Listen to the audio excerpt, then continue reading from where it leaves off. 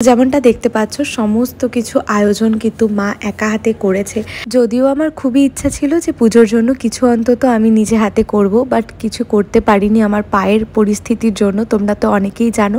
Anyway, জেঠু কিন্তু অনেকক্ষণ আগেই পুজো করতে চলে এসেছে এবং পুজোতে বসেও পড়েছে। প্রথমেই গনুদাদাকে পঞ্চামৃত দিয়ে স্নান করানো হয়েছে, আর সেই মুহূর্তটা আমি তোমাদের সাথে অলরেডি শেয়ার করেছি। লং ভিডিওটা অনেকটাই বড় হয়ে যাবে যদি সেইগুলো অ্যাটাচ করি। তো এদিকে মা সমস্ত কিছু সুন্দরভাবে রেডি করে দিয়েছে পুজোর জন্য। এখন হচ্ছে ভোগ আরতি। এই আরতির টাইমটা না আমার ভীষণ ভালো লাগে। স্পেসিফিক কিছু পুজো আছে যেই সব পুজোতে আমি নির্জলা উপোস করি, তেমনই হচ্ছে আমাদের বাড়ির গণেশ পুজো। পুজো প্রায় শেষের পথে, এখন দেব অঞ্জলি। তো এখন অঞ্জলি দিয়ে নেওয়ার পর আমার গনু দাদাকে তোমাদেরকে আরও একবার দেখিয়ে নিচ্ছি। প্রত্যেক দিনের তুলনায় আজকে কিন্তু গনু দাদাকে একটু বেশি সুন্দর লাগছে।